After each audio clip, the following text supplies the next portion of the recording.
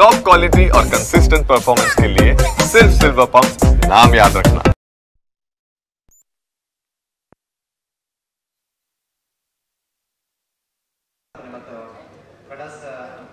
ಕಳಸಾರೋಹಣ ಮಹೋತ್ಸವದ ಈ ದಿವ್ಯ ಸಾನ್ನಿಧ್ಯ ಈ ಸಂದರ್ಭದಲ್ಲಿ ದಿವ್ಯ ಸಾನ್ನಿಧ್ಯವನ್ನ ದಯಪಾಲಿಸಿರುವಂತಹ ಪರಮಪೂಜ್ಯ ಜಗದ್ಗುರು ಶಿವರಾತ್ರಿ ದೇಶಿಕೇಂದ್ರ ಮಹಾಸ್ವಾಮಿಗಳಲ್ಲಿ ಭಕ್ತಿಯಿಂದ ನತಮಸ್ತಕನಾಗಿ ಈ ಪಾವನ ಸಮಾರಂಭದ ದಿವ್ಯ ಸ್ವರೂಪವನ್ನ ದಯಪಾಲಿಸಿರುವಂತಹ ಸಿದ್ಧಗಂಗಾ ಮಠದ ಪರಮಪೂಜ್ಯ ಶಿವಸಿದ್ದೇಶ್ವರ ಮಹಾಸ್ವಾಮಿಗಳ ಪವಿತ್ರ ಚರಣಗಳಲ್ಲಿ ಸಾಷ್ಟಾಂಗ ನಮಸ್ಕಾರಗಳನ್ನು ಸಮರ್ಪಿಸಿ ಅದೇ ರೀತಿ ವೇದಿಕೆಯಲ್ಲಿ ಲೈಂಗಿಕ ಉಪನ್ಯಾಸವನ್ನು ನೀಡಿದಂತಹ ಕುಂದೂರು ಮಠದ ಪೂಜ್ಯರಲ್ಲಿ, ಬರಡನ್ಪುರ ಮಠದ ಪೂಜ್ಯರಲ್ಲಿ,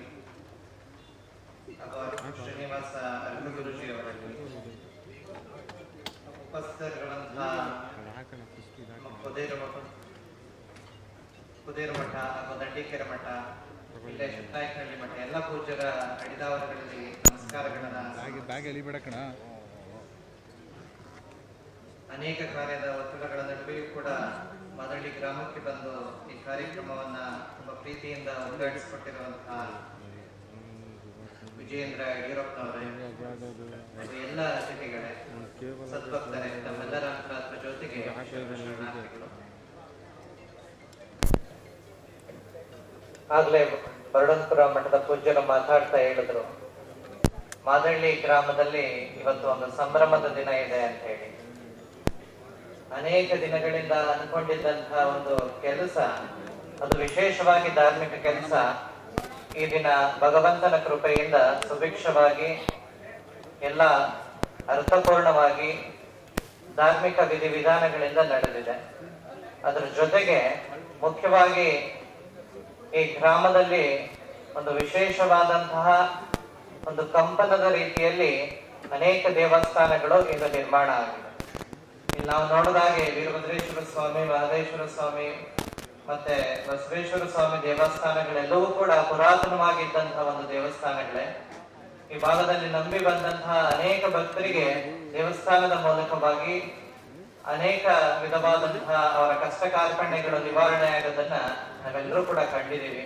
ಆ ಒಂದು ಮುಂದಿನ ಪೀಳಿಗೆಗೆ ನಿರಂತರವಾಗಿ ಅವು ಹೋಗ್ಲಿ, ಸಮಾಜದಲ್ಲಿ ಉತ್ತಮವಾದಂತಹ ಒಂದು ವಾತಾವರಣಗಳು ನಿರ್ಮಾಣ ಆಗಲಿ ಎನ್ನುವ ಒಂದು ಧಾರ್ಮಿಕ ಪ್ರಜ್ಞೆಯ ಮೂಲಕವಾಗಿ ಈ ದಿನ ಈ ಗ್ರಾಮದಲ್ಲಿ ಈ ಕಾರ್ಯಕ್ರಮಗಳನ್ನ ತಾವೆಲ್ಲರೂ ಕೂಡ ಹಮ್ಮಿಕೊಂಡಿದ್ದೀರಾ.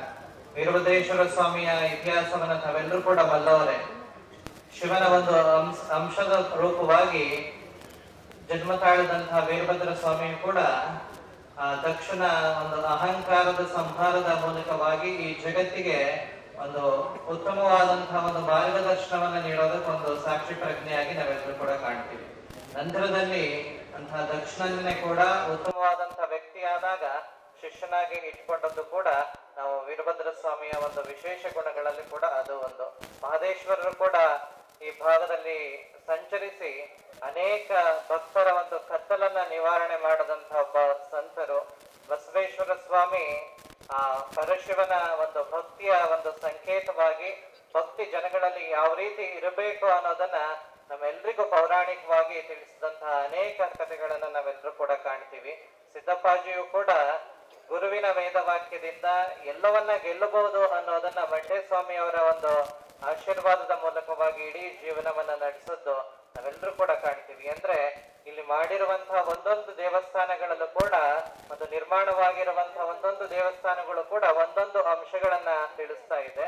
ಮನುಷ್ಯ ಬೆಳಿಬೇಕು ಅಂತ ಅಂದ್ರೆ ಅವನು ನಿರಹಂಕಾರಿಯಾಗಿರ್ಬೇಕು, ನಂತರ ಅವನು ಗುರುವಿನ ಮಾರ್ಗದರ್ಶನದಲ್ಲಿ ನಿರಂತರವಾಗಿ ನಡಿಬೇಕು, ಜೊತೆಗೆ ಶ್ರದ್ಧಾ ಭಕ್ತಿಗಳನ್ನ ಇಟ್ಟುಕೊಂಡ್ರೆ ಅವನು ನಿರಂತರವಾಗಿ ಆ ಒಂದು ಭಗವಂತನ ಕೃಪೆಗೆ ಪಾತ್ರರಾಗಬಹುದು ಅನ್ನೋದನ್ನ ಇಲ್ಲಿರುವಂತಹ ದೇವಸ್ಥಾನಗಳು ಒಂದು ತಾತ್ವಿಕ ಹಿನ್ನೆಲೆಯಲ್ಲಿ ತಿಳಿಸೋದನ್ನ ನಾವೆಲ್ಲರೂ ಕೂಡ ಕಂಡಿದ್ದೀವಿ. ಅದರ ಜೊತೆಗೆ ಒಂದು ಅಂಕಸ್ಥಾಪನೆಯು ಕೂಡ ಈ ದಿನ ಈ ಗ್ರಾಮಕ್ಕಾಗಿದೆ. ಅಂದ್ರೆ ಜೀವನದಲ್ಲಿ ಕೂಡ ಒಂದು ಎಲ್ಲೆ ಅನ್ನೋದು ಇದ್ದೇ ಇರುತ್ತೆ.